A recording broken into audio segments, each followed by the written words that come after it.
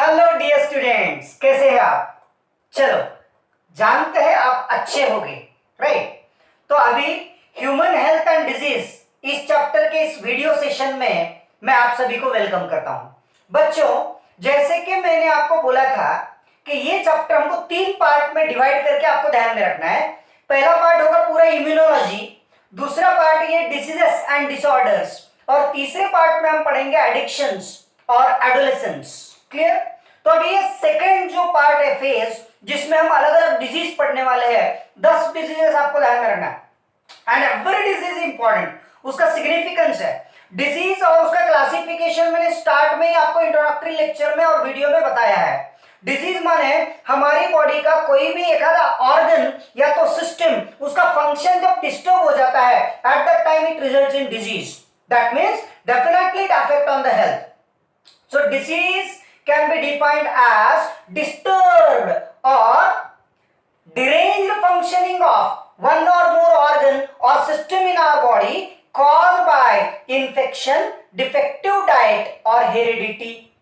तो डिजीज का कुछ भी कॉज हो सकता है, डिफेक्टिव डाइट, हेरिडिटी और इन्फेक्शन। तो उसके हिसाब से कॉज हर डिजीज में आना चाहिए। तो बच्चों, डिजीज का मेन क्लासिफिकेशन में मैंने आपको बताया कंजेनाइटल डिजीज, एक्वायर्ड डिजीज, और एक्वायर्ड डिजीज में बहुत सारे अलग अलग टाइप्स है। उनमें से दो main communicable disease and non communicable diseases with examples हमने पूरा पढ़ा है। आज हम डायरेक्टली स्टार्ट करेंगे any one of the disease, लेकिन उसके पहले ये क्राइटेरिया आपको ध्यान में रखना है। एक फंडा है, फंडा फॉर्मूला। ये फॉर्मूला ध्यान में रखोगे ना, 10 के 10 डिजीज बहुत आसानी से आपको ध्यान में रहेंगे। तो कोई भी डिजीज जब आप पढ़ते हो तो पहला पॉइंट आपको ध्यान में रखना है अबाउट डेफिनेशन। हर डिजीज की डेफिनेशन होते हैं और डेफिनेशन के अंदर कॉज आता है, कॉज, और वो कॉज बहुत सिग्निफिकेंट है आपको एग्जाम्स के लिए, राइट? और ध्यान में भी रहना चाहिए। मतलब डिजीज बैक्टीरिया से हो रहा है, वायरस हो रहा है, फंगस से हो रहा है, what is the cause of the disease? Then the branch of biology which deals with the study of causes of diseases is called aetiology. बताया मैंने आपको। Then transmission. हर डिजीज मतलब बहुत सारे डिजीज, बीमारियां एक इन्फेक्टेड इंडिविजुअल से हेल्दी पर्सन में ट्रांसमिट होते हैं, और depending upon that source of transmission there are various types of disorders और diseases, and that are called epidemic diseases. Diseases that can be transferred from infected person to healthy person, that are called communicable diseases. तो communicable diseases infectious होते हैं, उसका epidemiology कैसे होता है? That is transmission. Branch of biology which deals with the study of transmission of diseases is called epidemiology. Then about symptoms. हर बीमारी के अपने अपने लक्षण होते हैं, and diseases are diagnosed with the help of symptoms. जैसे मैं अगर आपको कुछ बोलूं तो आप आइडेंटिफाई करोगे। देखो, एग्जांपल बोल रहा हूं बच्चों, रमेश रात में अपने घर सो रहा था, दरवाजा खुला था, समर सीजन था, लाइट चली गई, बहुत सारे मच्छर थे, गुए गुए गुए कर रहे मच्छर, और बहुत सारे मच्छर उसको रात में काटे। अर्ली मॉर्निंग या नेक्स्ट डे रमेश को बहुत शिवरिंग हुआ और टेम्परेचर हुआ, प्रोफ्यूज स्वेटिंग हुआ। तो कौन सा डिजीज हो सकता है? डेफिनेटली मलेरिया, या तो आप बोलोगे डेंगू। तो मैंने एक सिम्टम बताया ना, इमीडिएटली आप लोगों ने डायग्नोज कर लिया, उसको पहचान लिया डिपेंडिंग अपॉन सिम्टम्स। तो हर डिजीज के सिम्टम्स होते हैं। सिम्टम्स मतलब बीमारी के लक्षण। जैसे अभी कोविड-19 के हिसाब से आपको ऑलरेडी पता है। Then about transmission, diagnostic test. हर डिजीज की बीमारी कंफर्म वो है या नहीं है, वो इन्फेक्शन है या नहीं है, ये चेक करने के लिए जो भी टेस्ट किए जाते हैं, पैथोलॉजिकल टेस्ट, ब्लड चेक करते हैं, यूरिन चेक करते हैं, स्टूल एग्जामिनेशन, सलाइवा एग्जामिनेशन, ये जो टेस्टिंग किए जाते हैं that are called diagnostic tests. Then preventive control measures. हर बीमारी को कंट्रोल करने के लिए अलग अलग मेथड्स है। Preventive control measures are totally based on this transmission. Transmission को स्टॉप करते हैं तो प्रिवेंशन हो जाएगा automatically with immunisation and vaccination. And finally about treatment. So इस प्रकार से आपको ध्यान में रखना है।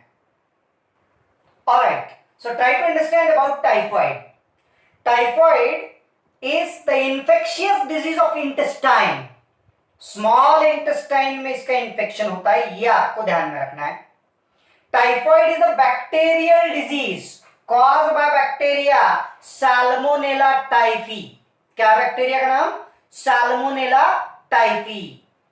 This typhoid, the name typhoid was given by Louis in 1829. Typhoid के बहुत सारे अलग अलग नेम्स है. Slow fever, nervous fever, intermittent infantile intermittent fever, gastric fever, abdominal typhus, बहुत सारे 6-7 अलग अलग नेम्स है. But the name typhoid was mainly given by Louis.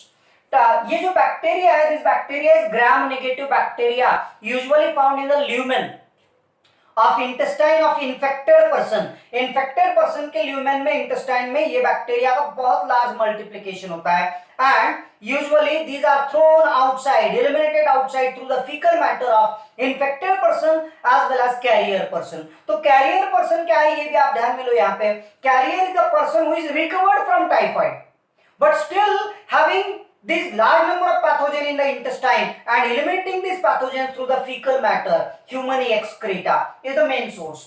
So इसीलिए यहाँ पे इसका source of transmission आ जाता है feco-oral route transmission. Feco-oral route transmission का मतलब क्या है? fecal matter of infected person and oral cavity of another person or healthy individual. का मतलब क्या है? It is most probably transmitted through water contaminated by fecal matter of infected person.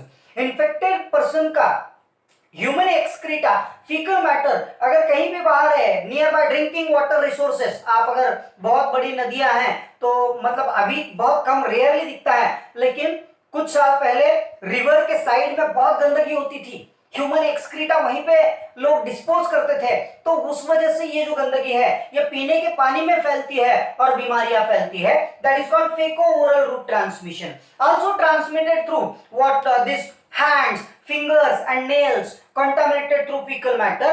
Usually mother who is changing the diaper of her baby, and if she is not maintaining the hygiene, not washing the hands cleanly, and the baby or mother have a disease, then it can be transmitted. Then it is also transmitted through food consumption of road-sided uncovered eatables, that food materials which are contaminated through flies.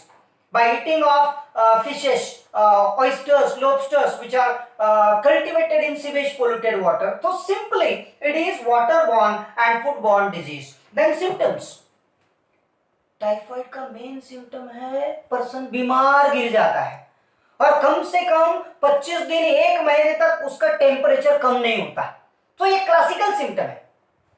Classical symptom of this typhoid, typical symptom, characteristic feature of typhoid is slow fever, or you may see it as continuous high graded fever for about 104 degree Fahrenheit or 39 to 40 degree Celsius constantly, associated with headache, maybe with cough, sore throat, anorexia, loss of appetite, भूख नहीं लगती, वैसे हर बीमारी में generally होता है.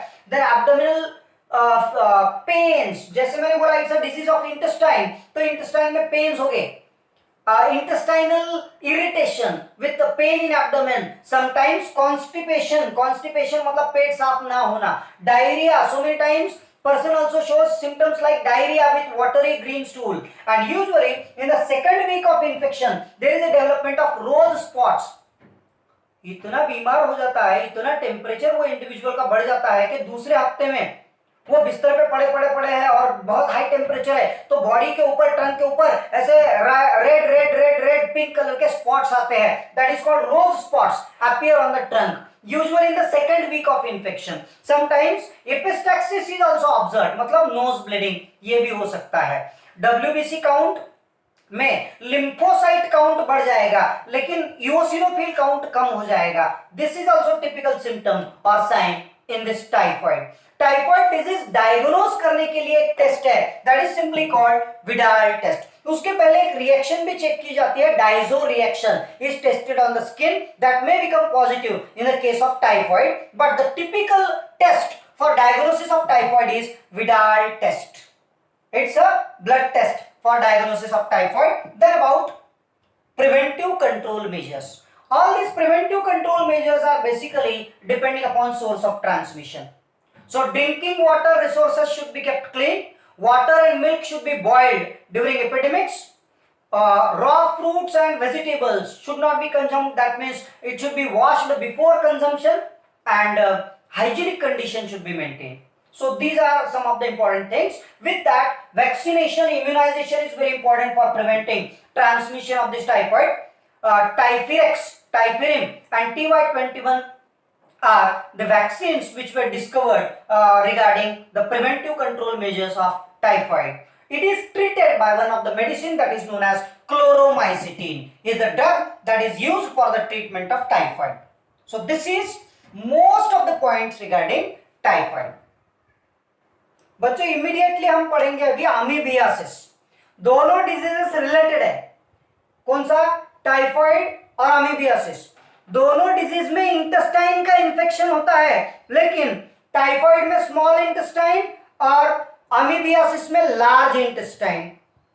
दोनों जो डिजीज है उसमें symptoms, source of transmission, preventive control measures लगभग सेम है, लेकिन पैथोजेन अलग अलग है. राइट बच्चों, क्विकली हम अभी पढ़ रहे हैं अमीबियासिस. क्यों? तो दोनों डिजीज लगभग सेम है. कंपैरेटिव एंड डिफरेंशिएटिंग पॉइंट्स आपको आने चाहिए. ये टाइफॉइड इंटेस्टाइनल इंफेक्शन है, अमीबियासिस भी इंटेस्टाइनल इंफेक्शन है, लेकिन in typhoid small intestine is infected, while in amoebiasis there is the infection of large intestine. ये आपको ध्यान में रखना है. पैथोजेन दोनों के अलग अलग है, लेकिन source of transmission, almost symptoms and preventive control measures लगभग सेम है. So try to understand about amoebiasis, जिसको आप बोलोगे पेशेंट का पेन होता है, एब्डोमेन में बहुत जोर से दर्द होता है, लूज मोशंस होते हैं, और लूज मोशंस में ब्लड और म्यूकस पास होता है. काफी बार तो सिम्टम दिखते ही नहीं है.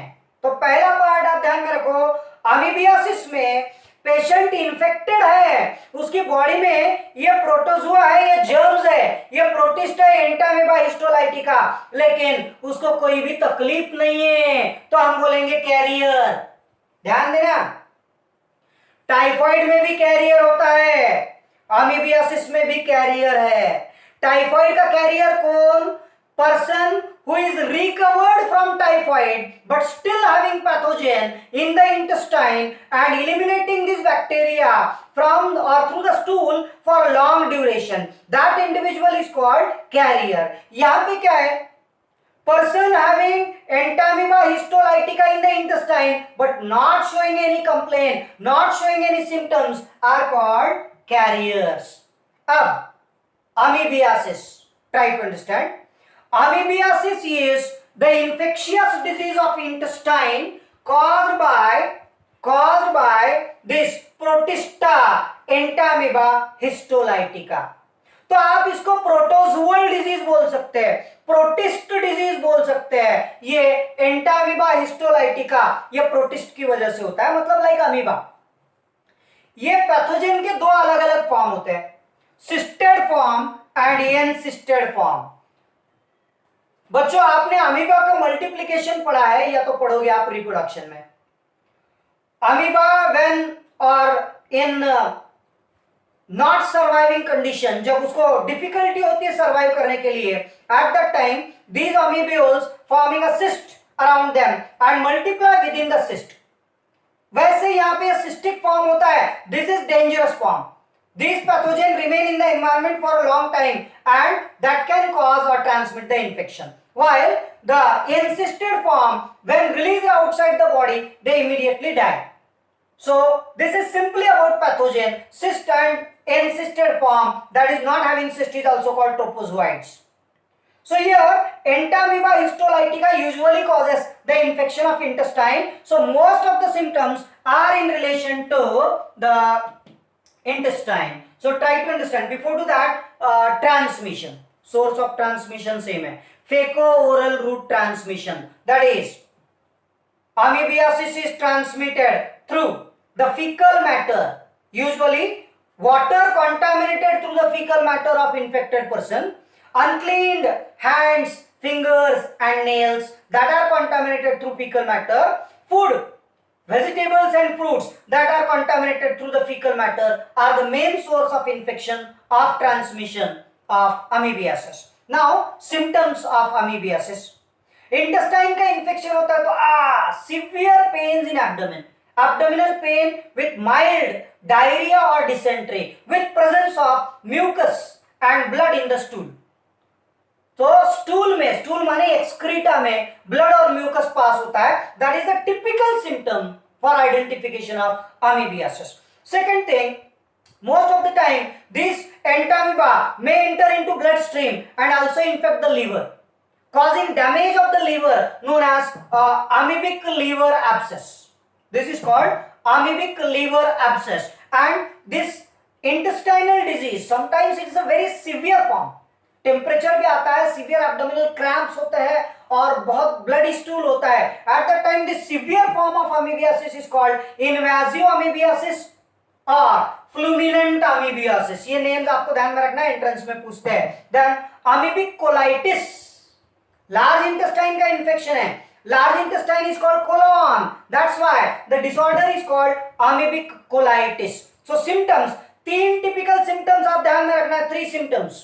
1, mild diarrhea or dysentery with the presence of blood and mucus in the stool. Second is amoebic colitis, मतलब intestinal infection causing severe abdominal pains, and amoebic liver abscess. बस तीन से ज्यादा आपको इधर ध्यान रखने की जरूरत नहीं है. Now about preventive control measures, again same typhoid के जैसा है. Water and milk should be boiled during epidemics. Drinking water resources should be kept clean. Personal and community hygienic habits should be maintained. Then food contaminated through flies and uncovered roadside eatables should be avoided. Vegetables and fruit should be washed before consumption. These are preventive control measures. ये जो bacteria है, not sorry bacteria नहीं, ये जो protista है, protozoa है, Entamoeba, histolytica है, these are resistant to chlorination. That's why only chlorination of water is not the preventive measure. केवल पानी का क्लोरीनेशन करके नहीं जमेगा. So it require chlorination with filtration and all hygienic care should be taken, that is boiling of water and milk during epidemics. There about treatment, इसके लिए anti amoebic drugs होते हैं. एंटी अमीबिक ड्रग्स जिसको हम बोलेंगे metronidazole. Metronidazole is a medicine that is used in the treatment of amoebiasis. तो बच्चों ये 2 डिजीज हो गए, टाइफाइड एंड अमीबियासिस. कुछ कॉमन टर्म्स भी साइड बाय साइड आपको ध्यान में रखना है, दैट इज अबाउट पैथोजन. क्यों, तो ये जो डिजीजेस है ना, जैसे आपको पता है some diseases are caused due to pathogens. Pathogens की वजह से जो बीमारी होती है that is called communicable disease और इन्फेक्शियस डिजीज. मगर पैथोजेन मतलब क्या है? Disease causing micro organisms are called pathogens.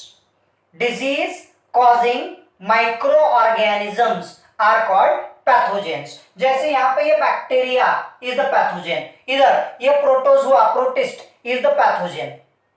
Clear? Then disease transmitting agent is different, that is called vector.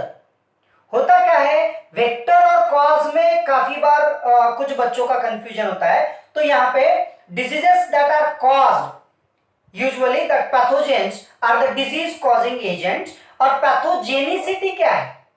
जब भी पैथोजन बॉडी के अंदर जाते हैं तो कुछ सब्सटेंस रिलीज करते हैं जिसको हम बोलते हैं एंटीजन, मतलब पॉइजन, जिसकी वजह से हमारी बॉडी के फंक्शन डिस्टर्ब हो जाते हैं, मतलब हम बीमार हो जाते हैं, माने डिजीज हो जाता है. That ability of pathogen to invade into human body and to cause a disease is called pathogenicity. Pathogens and parasites are different. Pathogens are disease-causing microorganisms, while parasites are the organisms that are living either in or on the body of host, and that can cause, or maybe or may not be, that can cause a disease. Parasite disease cause करेंगे ही ऐसे compulsory नहीं है, लेकिन most of the parasites they may cause a disease. That diseases are called parasitic diseases. So pathogenic diseases, parasitic diseases. Parasites are the microorganisms that are living in the body of host and feeding, that is obtaining their food material from the body of host and responsible to cause a disease. Parasitic disease में हम पढ़ेंगे ascariasis, जो ये दो disease से आप compare कर सकते हैं. एस्केरियासिस में भी इंटेस्टाइनल इन्फेक्शन है. तो तीन डिजीजेस ऐसे हैं, तीन बीमारियां ऐसे हैं जिसमें इंटेस्टाइन का इन्वॉल्वमेंट है. Typhoid small intestine, amoebiasis large intestine and total intestine जिसमें आप बोलेंगे amoebae, that is about intestine helminthic disease ascariasis caused by the worm Ascaris lumbricoid. तो नेक्स्ट वीडियो में हम एस्केरियासिस पढ़ेंगे, लेकिन तीनों के लिए सिम्टम्स लगभग एब्डोमेन से रिलेटेड है, इतना आपको ध्यान में रखना है. Right, so these are some of the additional terms. अगर ये वीडियो के पूरे कंटेंट्स आपको समझ में आते हैं तो आपको ये चैनल भी सब्सक्राइब करना है और just watch all the videos of every concept of biology till the last point. इसके नोट्स बना, इसको मैं थोड़ा साइड में भी हट गया तो इसका फोटो कॉपी पिक्चर करो और उसको देखो, वीडियो बार बार सुनो, रिटन नोट्स बनाओ ताकि ये डिजीज के हर कंसेप्ट आपको इजीली ध्यान में रहे. Helminthic diseases, that is ascariasis and filariasis, ये दोनों डिजीज वर्म की वजह से होते हैं. Alright, so about ascariasis. Ascariasis माने वर्म इन्फेस्टेशन है. These are endoparasites. आपने सुना होगा अक्सर ये जो डिसऑर्डर है या तो ये जो भी इन्फेस्टेशन है, वर्म इन्फेस्टेशन, बच्चों में हमको ज्यादा पाया जाता है. क्यों? तो अक्सर छोटे बच्चे जमीन पे गिरी हुई चीज या तो मिट्टी खाते हैं, तो इसके जो वर्म्स है ये एस्केरिस लम्ब्रिकॉइड्स, आपने एनिमल किंगडम में पढ़ा है बच्चों, phylum number 5, that is about round worms. Ascariasis is the disease caused by this round worms.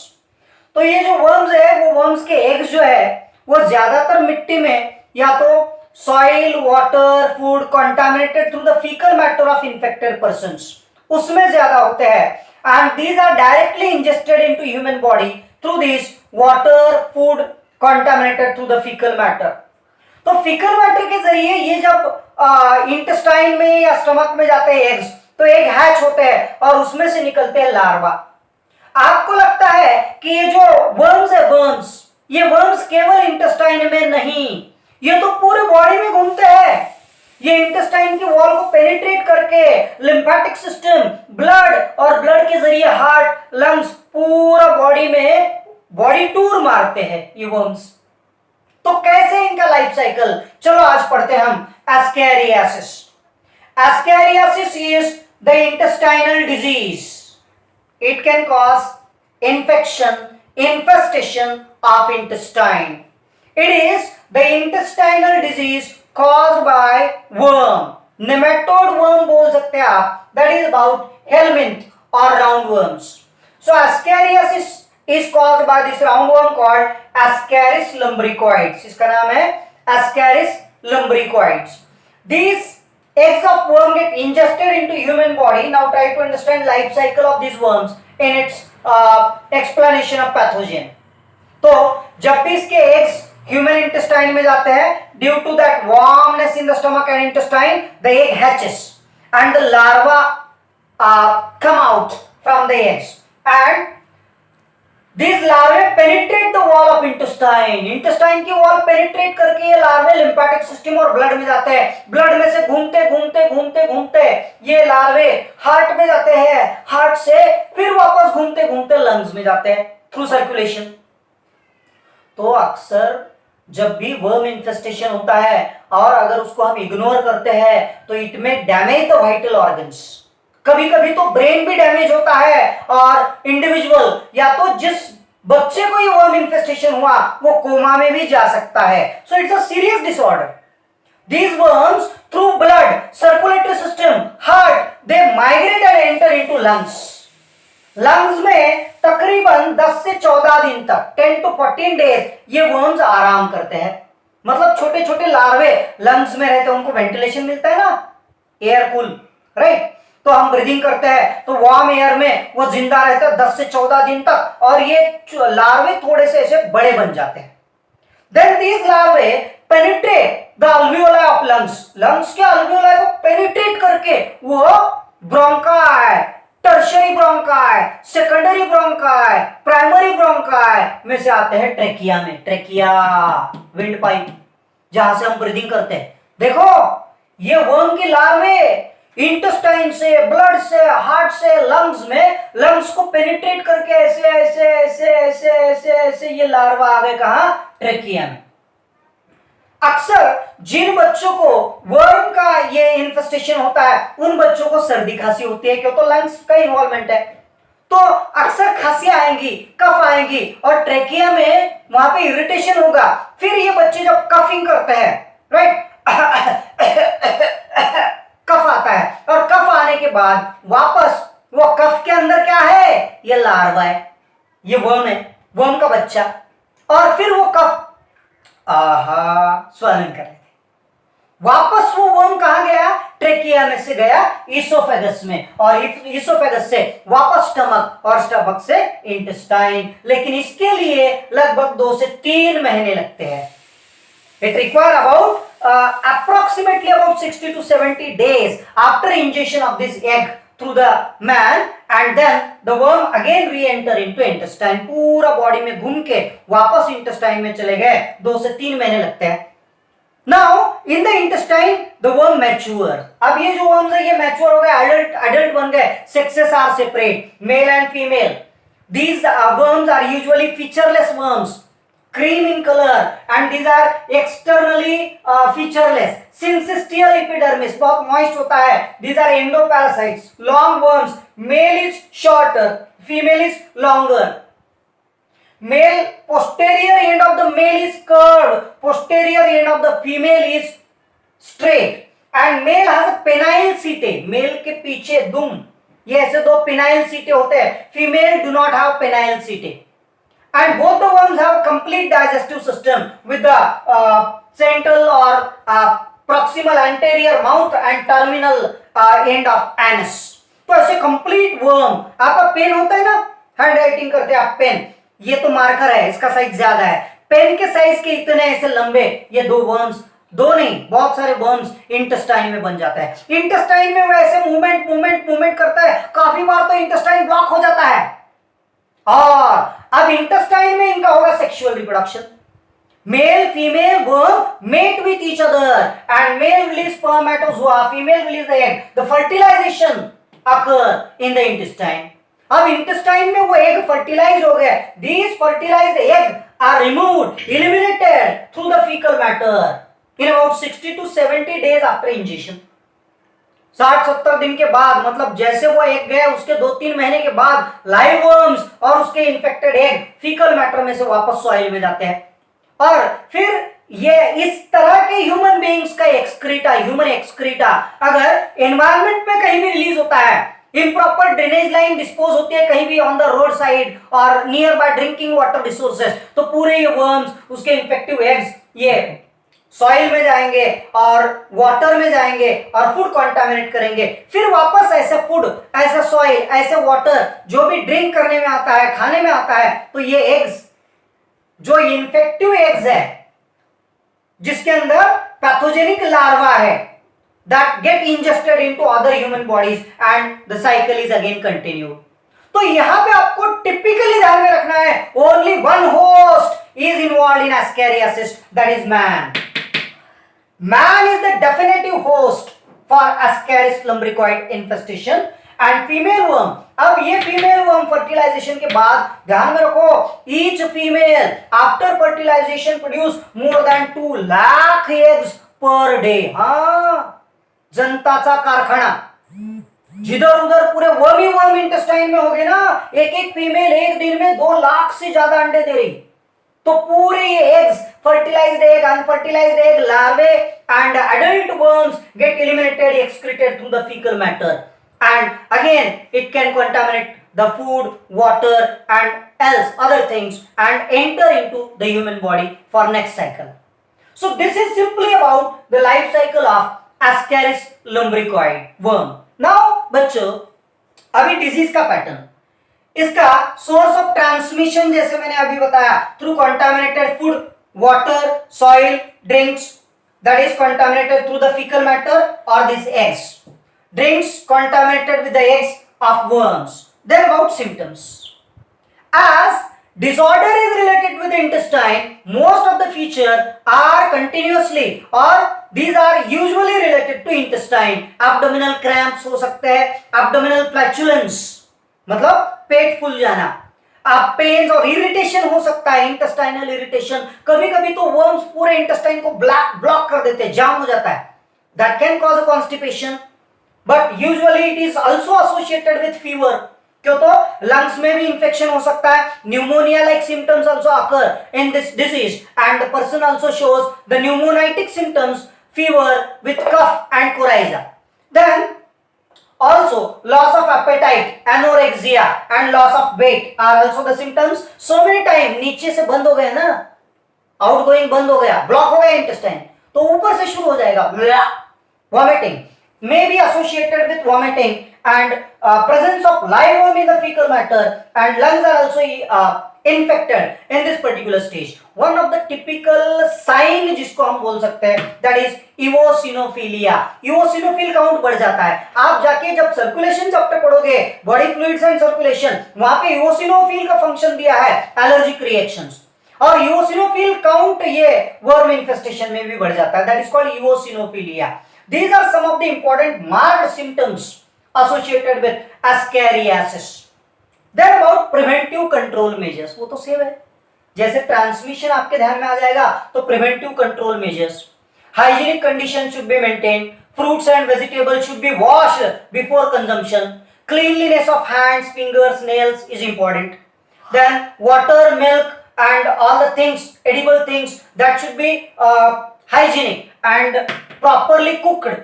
So these are some of the preventive control measures. Regarding diagnosis, इसके diagnosis के लिए worm infestation है या नहीं है, काफी बार दिखता नहीं है, worms रिलीज नहीं होते, इंटेस्टाइन ब्लॉक हो जाता है, तो stool examination, that is microscopic stool examination अगर करते हैं तो that can gives or that helps in diagnosis of this ascariasis. Then about treatment part, ये कुछ medicines है, these are called antihelminthic drugs or ascaricides like piperazine, then albendazole, mebendazole, levamisole and pyrantel are the medicines that are used for the treatment of ascariasis. Clear? So this is everything about ascariasis. Now we'll study about filariasis. So comparative part है, ध्यान रखना, filariasis. Right now बच्चों about filariasis as compared to ascariasis. Filariasis भी एक worm और helminthic disease है, round worm की वजह से होता है, also called nematode disease, लेकिन सोर्स ऑफ ट्रांसमिशन और सिम्टम में बहुत ज्यादा डिफरेंस है. यहाँ पे जो सोर्स ऑफ ट्रांसमिशन है, eggs are directly ingested into human body through contaminated food and water, लेकिन यहाँ पे जो सोर्स ऑफ ट्रांसमिशन है ये सबसे अलग है, that is mosquito, through mosquito bite. एक मॉस्किटो है क्यूलेक्स मॉस्किटो, ये वेक्टर ट्रांसमिशन के लिए रिस्पॉन्सिबल होता है. सबसे पहले आप जान लीजिए फाइलेरियासिस क्या होता है. Filariasis is the nematode disease, helminthic disease caused by roundworm wuchereria bancrofti. इसमें बहुत सारे अलग अलग स्ट्रेन्स है. These types of filarial worms, तो कॉमनली हम इसको बोलेंगे माइक्रोफाइलेरिये और filarial worms. There are 9 different groups of this different filariasis that are divided in 3 main groups. 9 अलग अलग टाइप्स है, divided in 3 groups such as lymphatic filariasis, subcutaneous filariasis and serous cavity माने abdominal cavity filariasis. इनमें से काफी सारे तो eradicate हो चुके हैं। अभी जो कॉमनली हमको बहुत रेयरली दिखता है, नॉट कॉमनली, रेयरली जो डिसऑर्डर दिखती है वो है लिम्फेटिक फाइलेरियासिस, जिसको हम कॉमनली बोलेंगे एलिफेंटियासिस। नाम सुना है आपने? हाथी के पैर जैसा डिजीज, बीमारी, हाथी पाय, that is like legs of an elephant. Elephant के पैर के जैसे ऐसे इंसान का पैर बड़ा हो जाता है, that is elephantiasis. So simply this not ascariasis, sorry, filariasis or elephantiasis is the infectious tropical disease caused by filarial worms, microfilariae, that is Vauchereria bancrofti, Brugia malai and Brugia thymouri. ये अलग अलग strains है। Filariasis is broadly classified in three major groups, that is lymphatic filariasis, subcutaneous filariasis and serous cavity or abdominal cavity filariasis। इसके अंदर source of transmission बहुत important है। Filarial worms, इसका जो लाइफ साइकिल है ना फाइलेरियल वर्म्स का, it is completed in two hosts, man and mosquito.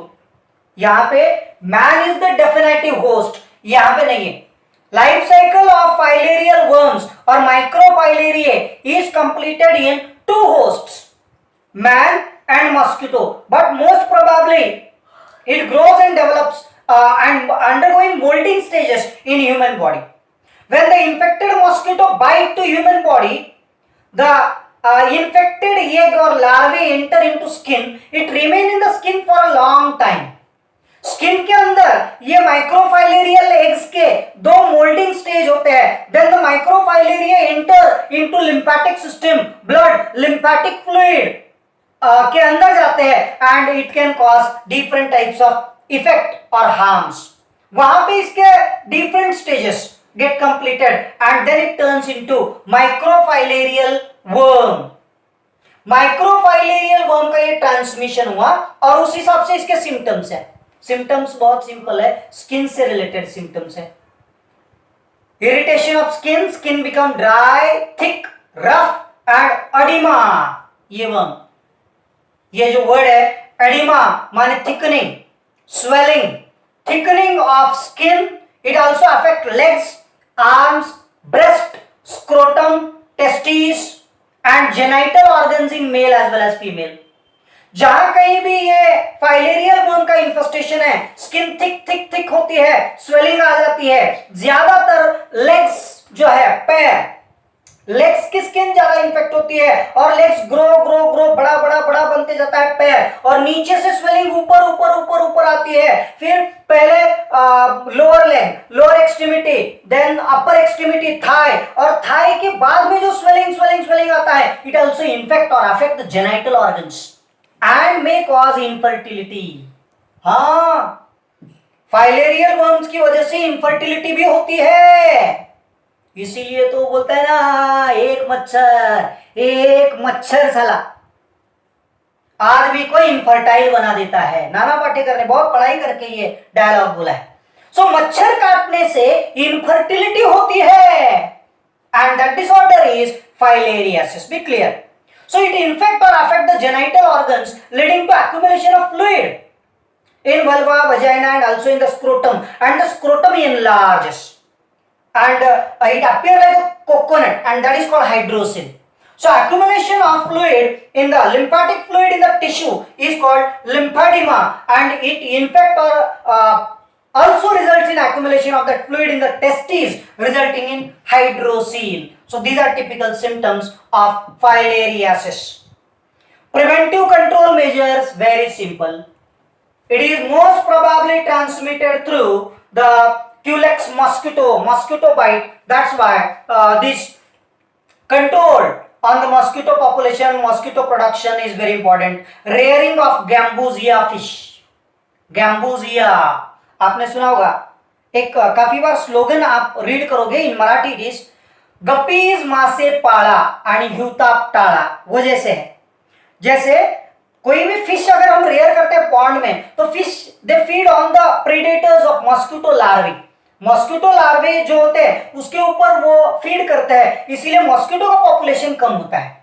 So simply rearing of gambusia fish then mosquito mats, mosquito repellents, mosquito nets, and protection from mosquito is important for prevention and control.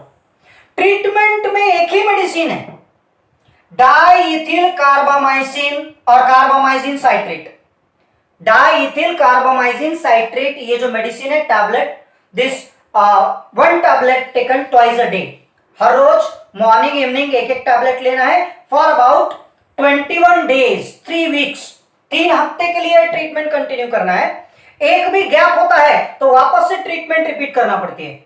Even though the disease is dangerous, ये disorder dangerous है, but can be cured, can be treated completely. लेकिन इसके लिए isolation बहुत जरूरी है. जिस इंसान को एलिफेंटियासिस है, फाइलेरियासिस है, उसको मॉस्किटो बाइट करता है तो वो मॉस्किटो खतरनाक हो गया ना. वो मॉस्किटो बाद में जिस किसी इंसान को बाइट करेगा उसमें वो ट्रांसमिट हो जाएगा. So it's a dangerous.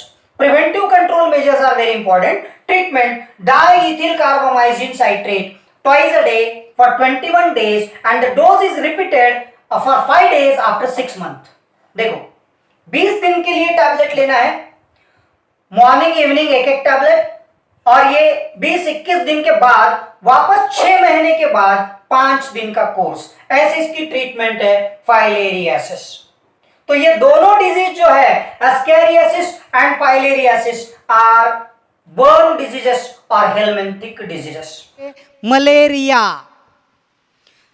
Malaria का जो भी पैरासाइट है प्लाज्मोडियम, उसकी लाइफ साइकिल, अलग अलग स्ट्रेन्स, मलेरिया का कॉजेटिव एजेंट की details, transmission, preventive control measures, symptoms and treatment, ये पूरे पॉइंट्स आपको ध्यान में रखना जरूरी है. So here try to understand about malaria. The word malaria itself represents mala. Oh, mala. Mala nahi. Mala meaning bad. Area meaning air. Actually इसका meaning होता है बैड एयर, माना पोल्यूटेड एयर. माना जब भी एनवायरनमेंट में थोड़ा सा पोल्यूशन ज़्यादा होता है तो मच्छर जो है, मच्छर मॉस्किटोज, उसकी उनका जो पॉपुलेशन है बहुत ज़्यादा बढ़ जाता है और बहुत सारी बीमारियां फैलती है. इनमें से और एक मॉस्किटो बॉर्न डिजीज हमने पढ़ा है फाइलेरियासिस. आज हम पढ़ेंगे मलेरिया. तो मलेरिया ये एक वेक्टर बॉर्न डिजीज है. वेक्टर बॉर्न डिजीज का मतलब होता है it is transmitted through living agency. ये दिख रहा है आपको छोटा, ये है mosquito, female Anopheles mosquito. So malaria is mosquito borne.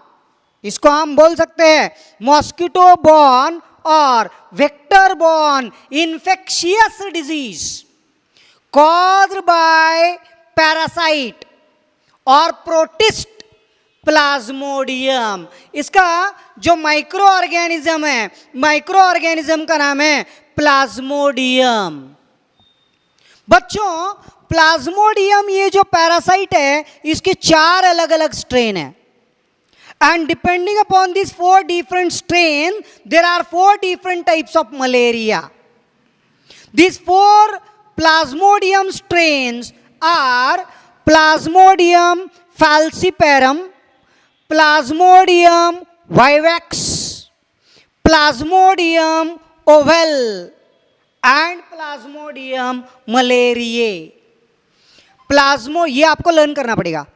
सबसे खतरनाक टाइप मैंने ऊपर लिख दिया है, Plasmodium falciparum is the most dangerous type of malarial strain or parasite causing severe malaria, severe illness, and this may be a fatal disease. These pathogens may infect the brain leading to cerebral ischemia, even sometime coma, even sometime loss of memory हो सकता है. तो ये dangerous type है malaria का, that is Plasmodium malaria strain causing fatal disease, having serious illness, and this serious illness and type of malaria is also called malignant malaria. आपको ये ध्यान में रखना है. Which type of malaria is to be considered as the most dangerous type? that is Plasmodium falciparum. Malaria caused by Plasmodium falciparum is the fatal type. Fatal मतलब जो बीमारी जल्दी अच्छी नहीं होगी, जिसको बहुत देर लगेगी, जिसको मैलिग्नेंट भी कहा जाता है, malignant malaria, most dangerous type of malaria. Second strain, अब ये स्ट्रेन के साथ में अभी न्यू सिलेबस में आपको ऐड किया है इनका इंक्यूबेशन पीरियड. हर एक प्लाज्मोडियम का इंक्यूबेशन पीरियड अलग अलग है और थोड़ा सिवियरिटी ऑफ टेम्परेचर का ड्यूरेशन अलग अलग है. तो ये न्यू सिलेबस में अपडेटेड सिलेबस है, आप ध्यान में रखना. 4 स्ट्रेन. उसके पहले मैंने काफ़ी बार जहाँ जहाँ पे ये वर्ड आया वहाँ वहाँ पे एक्सप्लेन किया हूँ इंक्यूबेशन पीरियड. इंक्यूबेशन पीरियड का मतलब क्या होता है बच्चों? टाइम पीरियड और duration in between the entry of micro organisms up to the development of signs and symptoms.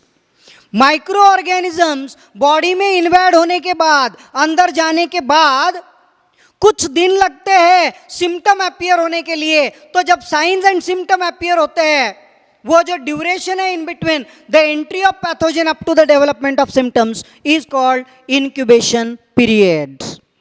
तो अलग अलग स्ट्रेन के अलग अलग इंक्यूबेशन पीरियड है. प्लाज्मोडियम फैल्सीपेरम का इंक्यूबेशन पीरियड है 12 डेज. माना आज अगर पैथोजन बॉडी में जाता है तो 10-12 दिन कुछ नहीं होगा, 12 दिन के बाद सिम्टम अपीयर होंगे. और क्लासिकल सिम्टम है मलेरिया का, सिंगल सिम्टम से हम डायग्नोज कर सकते हैं. सिवियर चिल्स, राइगर्स, शिवरिंग, बहुत ज्यादा ठंड बच के आती है, बहुत ज़्यादा कोल्ड होता है. तो ऐसे होता है ना कि इंसान को एक के ऊपर एक पहले स्वेटर पहन लिया, फिर डबल स्वेटर पहन लिया, फिर 2-3 ब्लैंकेट ओढ़ लिए, फिर ऊपर से गद्दी ओढ़ ली, फिर भी शिवरिंग नहीं जाता. ये जो शिवरिंग का एपिसोड होता है ये लगभग 15 से 20 मिनट चलता है, बहुत ठंडी बचती है. Followed by profuse sweating and specially followed by severe temperature, high temperature, fever, high graded fever followed by profuse sweating. तो ये एपिसोड 4-6 घंटे चलता है. और अगर ये प्लाज्मोडियम फैल्सीपेरम का इन्फेक्शन है तो हर 22 से 48 घंटे, मतलब 1-2 दिन में इंटरमिटेंट ऐसे शिवरिंग, चिल्स और राइगर्स होंगे. So here incubation period of Plasmodium falciparum is 12 days, Plasmodium vivax 14 days, Plasmodium ovale 17 days, Plasmodium malariae 28 days incubation period. Temperature का सिवियरिटी जो है प्लाज्मोडियम फैल्सीपेरम में बहुत ज़्यादा होता है. High graded fever with irregular intervals between 22 to 48 hours. In Plasmodium vivax, high-graded fever occur after every 48 hours. That means after every 2 days. Person suffer from severe chills, rigors, shivering with high-graded fever, headache followed by profuse sweating. After every 2 days. In Plasmodium ovale, incubation period is 17 days and high-graded fever again reoccur after every 2 days. While in Plasmodium malariae, incubation period is 28 days. देखो, आज मच्छर काटता है तो 28 दिन के बाद symptom appear होंगे. Till that time, these pathogens multiply and infect various organs. So here high-graded fever occur after every 3 days. हर 3 दिन के बाद या तो after every 72 hours. हर 72 आवर्स के बाद में अगर सिम्टम रीअपियर होते हैं, मतलब क्लासिकल फीवर होता है, रिसाइकलिंग फीवर होता है, और ये फीवर साइक्लिकली रिपीट होता है. हर 3 दिन के बाद शिवरिंग होता है, चिल्स होते हैं, राइगर्स होते हैं, हाई ग्रेडेड फीवर होता है और प्रोफ्यूज स्वेटिंग होता है. So this episode is repeated after every 3 days in plasmodium malariae. तो फाइनल 4 स्ट्रेन्स ध्यान में रखो बच्चों.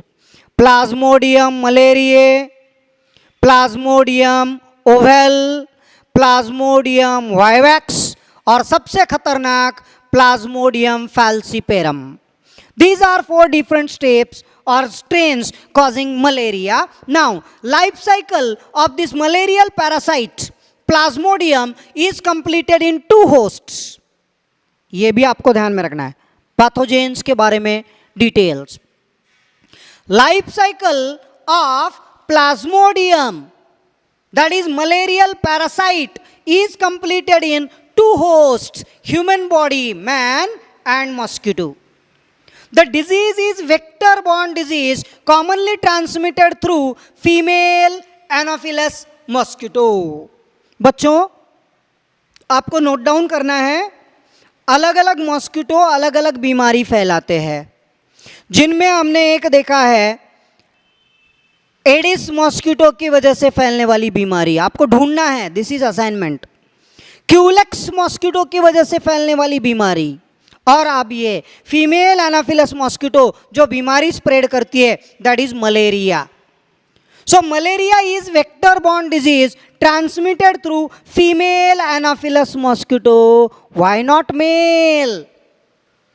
हाँ, बुक में तो नहीं दिया है, क्वेश्चन पूछते हैं.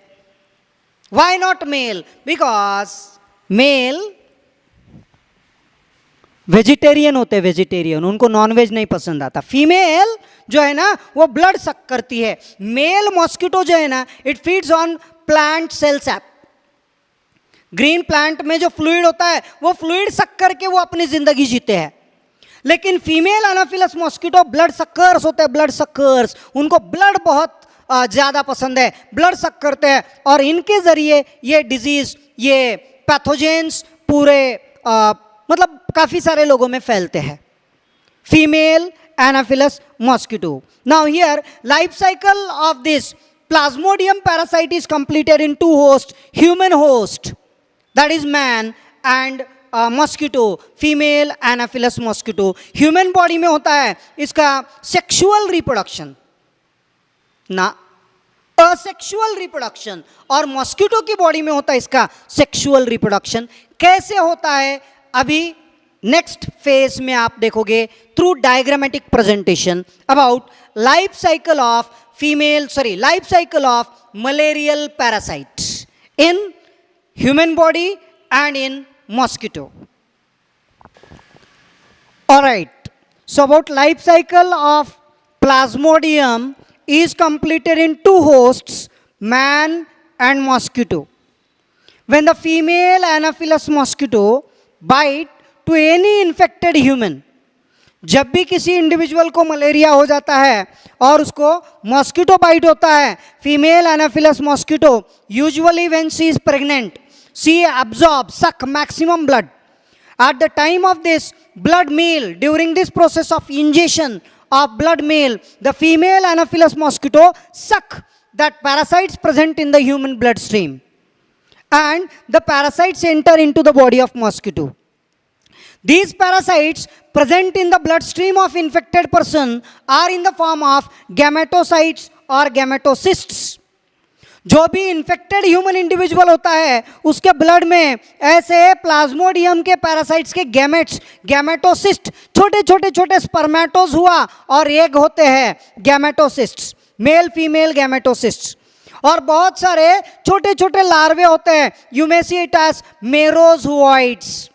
These get ingested during blood meal in the female Anopheles mosquito. Now, the life cycle in the body of mosquito, firstly, then these small gametocysts, microgamete and megagametes, here they get burst or come out the eggshell and they fertilize. Male female gamete shows fertilization in the gut wall of mosquito. Mosquito के gut में इनका fertilisation होगा, male female गैमेटोसिस्ट्स.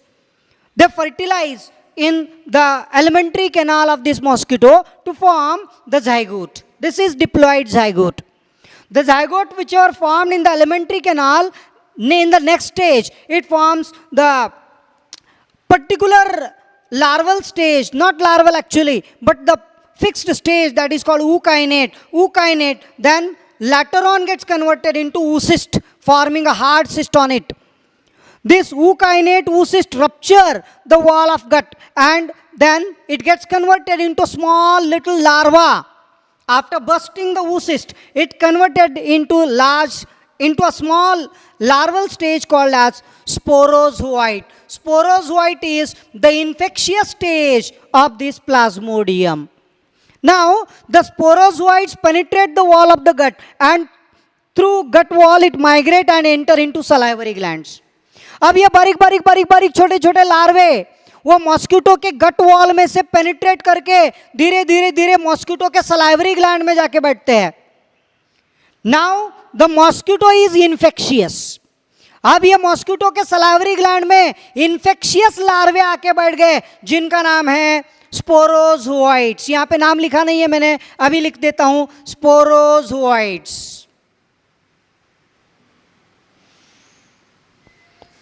Sporozoites. Now the female Anopheles mosquito when bite to another human body, during that blood meal, these sporozoites get injected into human blood. And through bloodstream, now the sporozoites migrate into liver, and in the liver there are special cells. There are particular cells in the liver called hepatocyte cells.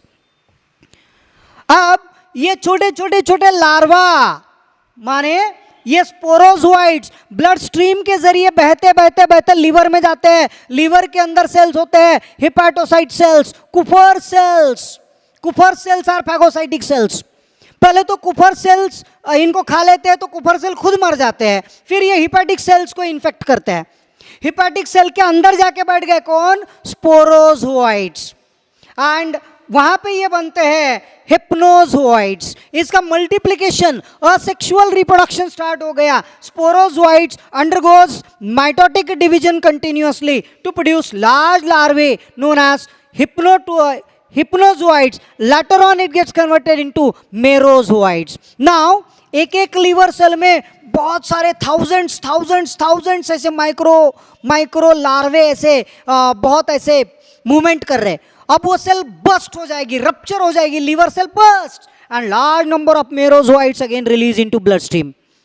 Now this merozoites enter into RBCs. अब ये merozoites human RBC, human erythrocytes में जाते हैं. Erythrocytes में वापस ये grow होते हैं, मल्टीप्लाई होते हैं. इरिथ्रोसाइट्स के अंदर भी इनका रिंग लाइक स्ट्रक्चर बनता है कॉल्ड एज शिजॉन्ट्स. दो टाइप के शिजॉन्ट्स है, that is about hepatic schizonts and second erythrocytic schizonts, माना ring like structures.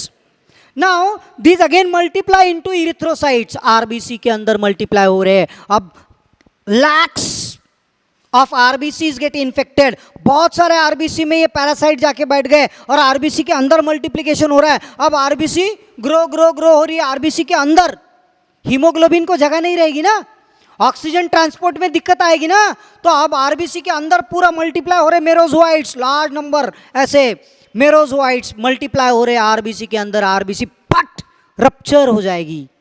एक नहीं, दो नहीं, थाउजेंड्स, लैक्स, मिलियंस आरबीसी फट फट फट फट फट फट फट फट रप्चर होते हैं, फूटते हैं, और आरबीसी में से वापस ये मेरोजोइट्स और ब्लड स्ट्रीम में से आते हैं.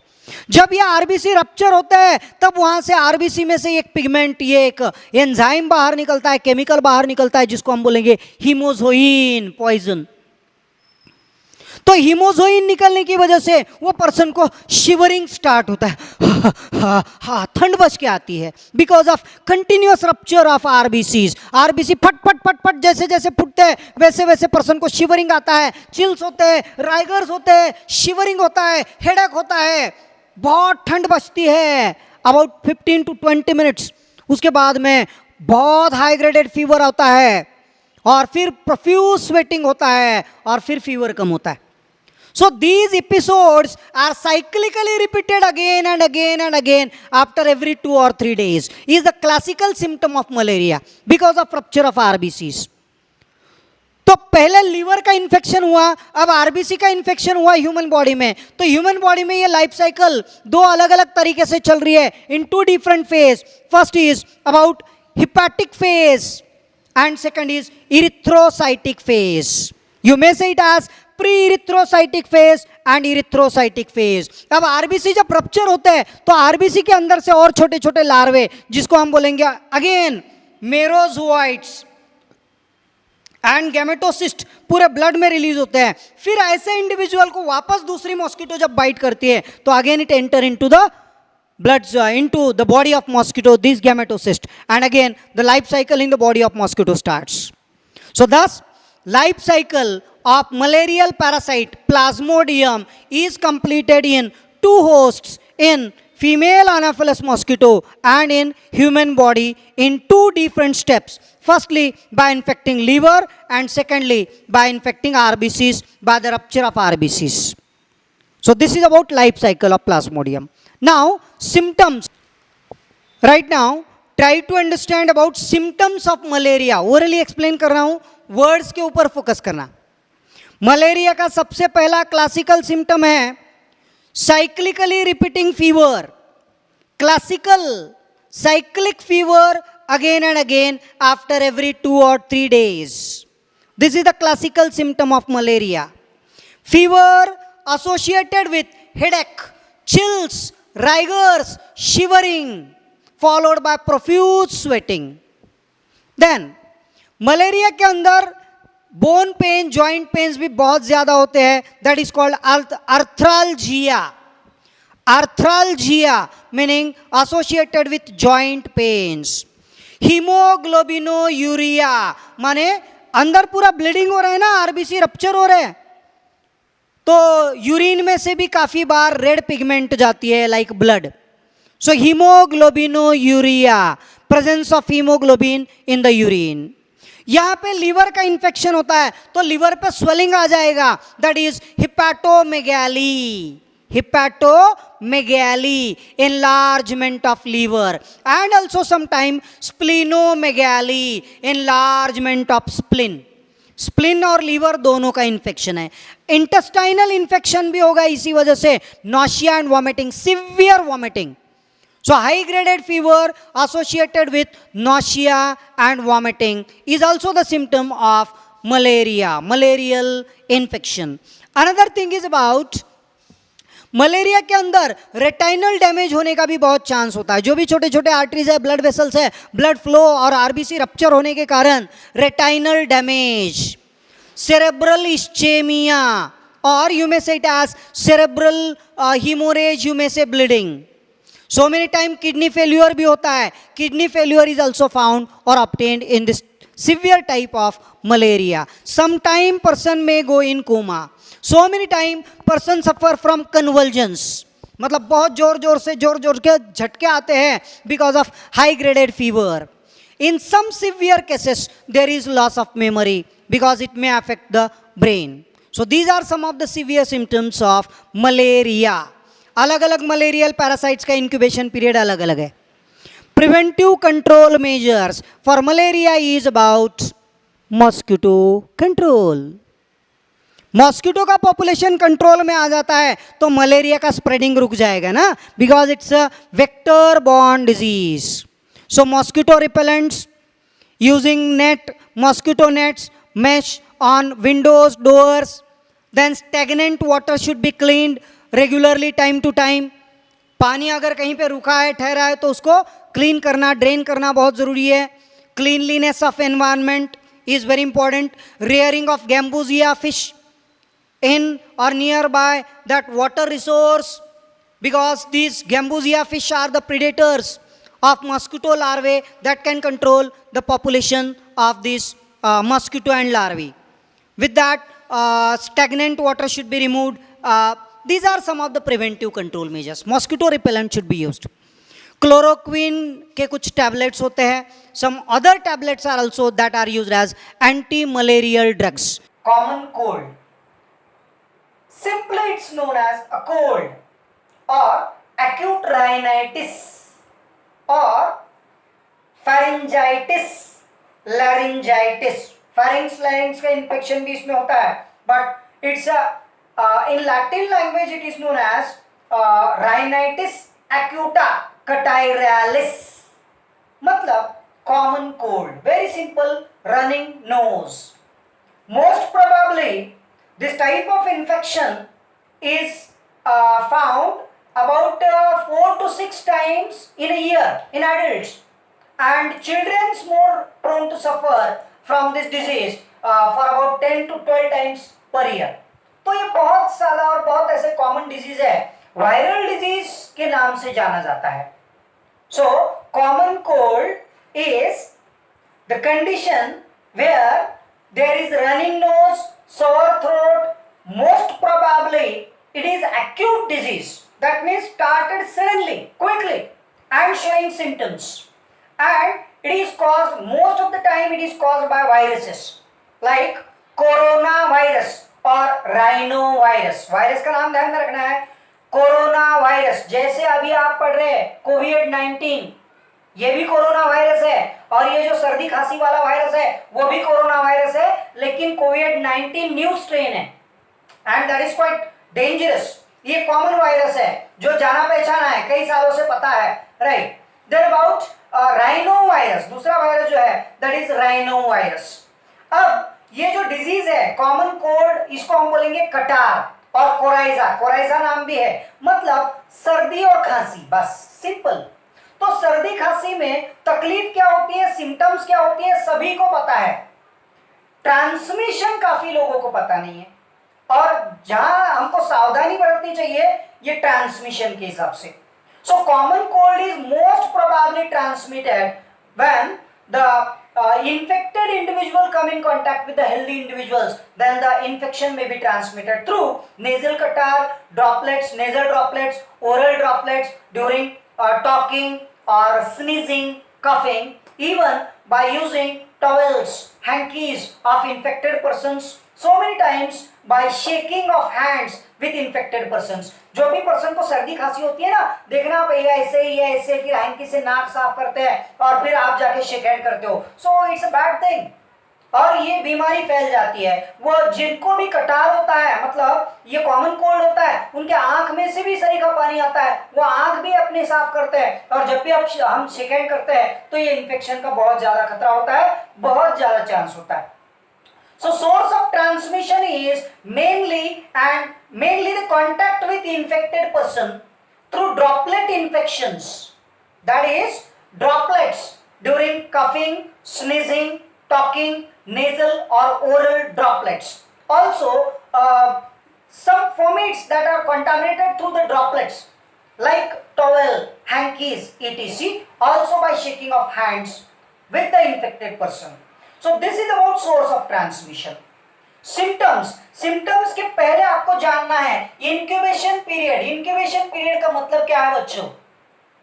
Time period or duration in between entry of microorganisms up to the development of symptoms is called incubation period। माना आज अगर वायरस बॉडी में जाता है तो इमीडिएटली मतलब सिम्टम अपीयर होने के लिए कुछ टाइम लगता है, duration, and that time period in between the entry of micro organisms up to the development of symptoms is called incubation period. इसका इंक्यूबेशन पीरियड होता है जनरली 7 to 14 days और sometimes it may remain for about 20 days।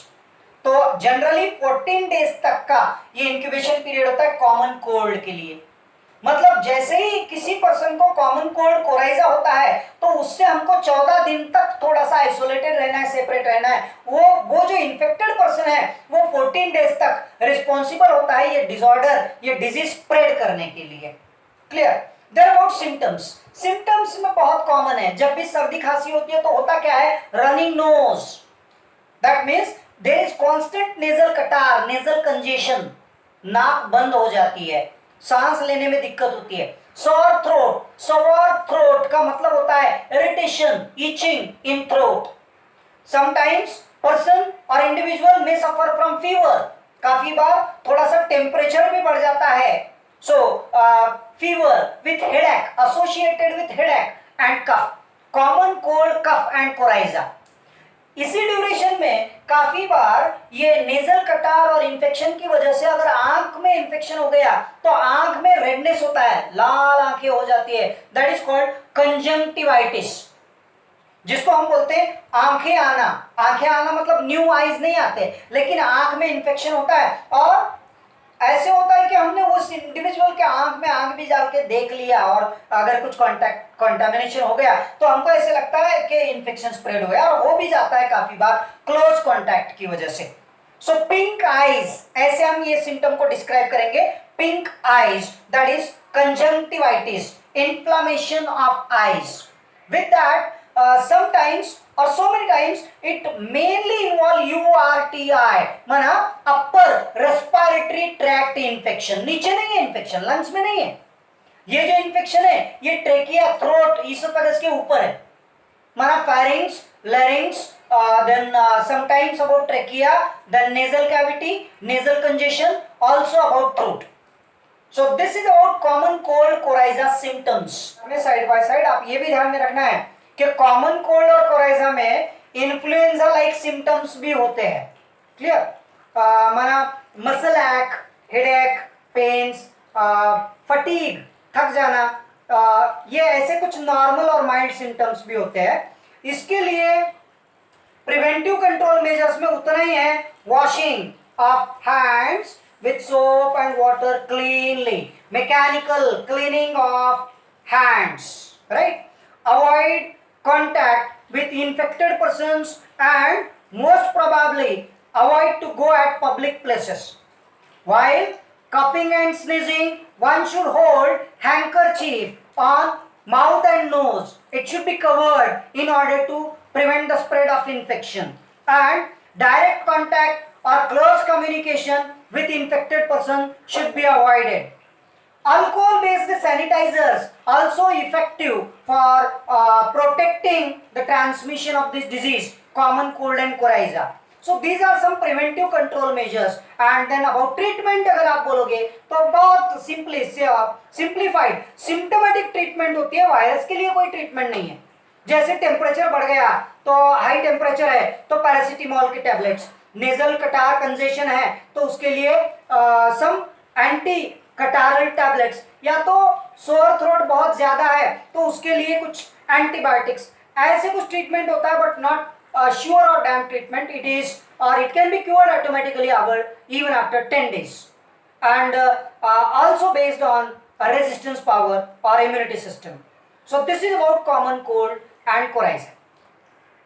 Clear? तो अब हम पढ़ेंगे pneumonia. Pneumonia में lungs का इंफेक्शन होता है बच्चों. This is also called pneumonitis. ये भी वायरस, बैक्टीरिया, बहुत सारे कॉज की वजह से होता है. लेकिन पहले आपको ये जानना जरूरी है what exactly pneumonia is. Pneumonia is the inflammatory conditions of lungs. Inflammatory conditions of lungs, specially the alveoli of lungs. Lungs के अंदर होते हैं ना alveoli, एयर सैक, उसमें जब फ्लूइड भर जाता है, उसका इंफेक्शन हो जाता है तो it causes severe difficulty in breathing and that is called pneumonia. So inflammatory conditions of lungs, especially when lungs are filled, alveoli of the lungs are filled with the fluid, at that time such an infection is called pneumonia or pneumonitis. Here there is a choke, blockage, you may say it as blockage of these alveoli, then bronchi and bronchioles is there due to severe congestion. Here pneumonia का जो cause है, cause pneumonia के बहुत सारे cause हो सकते हैं. जैसे मैंने एक वीडियो में आपको बताया, वर्म इन्फेस्टेशन भी हो गया तो न्यूमोनिया लाइक सिम्टम्स अपीयर होते हैं. So there are so many different causes for pneumonia like bacteria, virus, fungus, protozoa, chemicals, physical injury. These are various causes for pneumonitic infection or pneumonia. Bacteria responsible to cause pneumonia is Streptococcus pneumoniae. आपने सुना होगा या तो आप आगे videos में पढ़ोगे diplococcus न्यूमोनिये. वैसे स्ट्रेप्टोकोकस न्यूमोनिये, डिप्लोकोकस न्यूमोनिये, ये न्यूमोनिया कॉजिंग बैक्टीरिया है. Viruses are also responsible to cause pneumonia like adenovirus, RSV, जिसको हम बोलेंगे respiratory syncytial virus, respiratory syncytial virus, adenovirus. Sometimes rhinovirus are also there, but rarely. So these viruses are also responsible to cause pneumonia. Many times physical injuries, chemicals, are also responsible for this pneumonia like infection. अब इसमें symptoms क्या appear होते हैं? Common cold के जैसे ही symptoms है, लेकिन severity बहुत ज्यादा होती है. यहाँ पे lungs में पूरा congestion है. That's why there is difficulty in breathing. Person who is suffering from pneumonia has a lot of difficulty in breathing. Persistent cough with pain in chest. Most probably associated with fever. High graded fever बहुत ज्यादा होता है lungs का पूरा न्यूमोनाइटिक infection होने की वजह से, और ऑक्सीजन का इंटेक कम हो जाता है. This fever is also associated with headache, body ache, loss of appetite, that is anorexia, sometimes nausea and vomitings भी होते हैं. Most probably pain in chest associated with cough, and this is also called pneumonitic और lungs infections. इसमें air entry कम होती है और that can cause difficulty in breathing. Due to less entry of oxygen into lungs, blood supply में से blood से जो ऑक्सीजन पूरे बॉडी को ट्रांसपोर्ट होता है वो भी रिड्यूस होता है ना. So it may turn lips and nails, finger के जो नेल्स है और लिप्स है, it turn grey to blue in colour because of pneumonia, pneumonitic infection. So this is the characteristic symptom of pneumonia. So all these are the symptoms of pneumonia. Preventive control measures वापस वही है. Direct contact with infected person should be avoided. Avoid to go at most probably overcrowded areas, public places. One should close or hold the handkerchief on nose and mouth during coughing, sneezing, because this infection may be transmitted through droplets, right? So these are preventive control measures. Sometimes vaccinations in children for prevention and control, vaccination is also important, or it can be taken into consideration for preventive control measures of pneumonia. इसके vaccines होते हैं, bacteria के against में होते हैं कुछ vaccines, influenza virus के जो वैक्सीन्स होते हैं. So vaccines that are produced against the streptococcus pneumonia and also regarding influenza virus, that vaccines are helpful for transmission of this pneumonia usually in children. Treatment, इसके लिए काफी सारे अलग अलग ड्रग्स होते हैं, एंटीबायोटिक्स होते हैं, like amantadine, then ramantadine, then zanamivir and oseltamivir are the drugs or medicines that are used in the treatment of pneumonia. So next disorder or disease is about dermatophytosis, जिसको हम बोलेंगे ringworm disease. बच्चों नाम तो दिया है ringworm, लेकिन worm की वजह से नहीं होता है, be clear. So ringworm disease or dermatophytosis is the fungal disease, fungus की वजह से होता है, that belongs to trichophyton or microsporum or epidermophyton. ये अलग अलग वैरायटीज के फंगस होते हैं जिसकी वजह से ह्यूमन बॉडी में स्किन का इंफेक्शन होता है. That is called ringworm disease. Ringworm disease is actually false name. Why it is named as a ringworm disease? Because ये डिसऑर्डर में, ये डिजीज में जो नेक होती है या तो स्किन होती है, उसके ऊपर रेड रेड रेड कलर के रिंग अपीयर होते हैं. आप कभी ऐड देखते हो ना टीवी पे, वो दाद खाज खुजली इच गार्ड लगाओ, तो ऐसे गोल रिंग दिखाते हैं. तो ये डिसऑर्डर में वैसे ही होता है. फंगी लाइक माइक्रोस्पोरम और इपिडर्मोफाइटॉन और ट्राइचोफाइटॉन, ये फंगस की वजह से स्किन के ऊपर red rash, red ring appear होती है, and that's why this disorder और disease is named as ringworm disease. It usually affect the skin, scalp and even most probably skin of the waist region जहां पे fungal infection होता है. यही disorders का एक सिम्टम है जिसमें हम बोलेंगे एथलेट्स फुट, वो भी होता है. तो पहली बात ये फंगल डिजीज है. Clear? Now about transmission. This fungal disease or ringworm disease is most probably transmitted through the contact with pet animals. Pet animals जो भी होते हैं like dogs or kettles, goat, sheep, उनकी जो स्किन होती है वो स्किन के अंदर अगर फंगल इन्फेक्शन है और हम वो स्किन का और हमारी बॉडी का अगर कांटेक्ट आता है थ्रू रबिंग द स्किन, तो स्किन टू स्किन कांटेक्ट से ये डिजीज फैलता है, ये बीमारी फैलती है, most probably due to contact with the infected animals, that is skin of the infected animals. Symptoms, इसमें सिम्टम्स जो है it usually infect the skin, so skin become dry with hair falling tendency, red rashes appear on the body, then hair falling tendency तो है, then dryness of the skin, most probably ये जो nails है ना, nails हाथ के पैर के, ये ऐसे coil होते हैं, turn होते हैं, that is called anychomycosis। anychomycosis मतलब coiling, turning of nails and nails may fall down, sometimes it may create the infection on the legs and this is called athlete's foot। जो भी athletes होते हैं, ज्यादा पैर constantly पानी में अगर गीले हैं तो पैर में रेड रेड कलर के रैशेस आते हैं and that is named as athlete's foot. तो ऐसे कुछ स्किन डिसऑर्डर की ये पूरे सिम्टम्स है in association with this epidermophytosis और you may say it as dermatophytosis ringworm disease. Now ringworm disease का प्रिवेंशन एंड कंट्रोल के लिए anti fungal soap, anti fungal cream और प्रिवेंटिव कंट्रोल मेजर्स के लिए जो भी है, direct contact with infected animals, pet animals should be avoided, direct contact with the infected person should be avoided, then isolation और specially washing of this clothes of infected person in warm water and this direct contact of clothes of the infected person should be avoided. These are preventive control measures. For treatment, antifungal creams, ointments are used especially for treatment of this fungal disease. So this is about dermatophytosis, ringworm disease.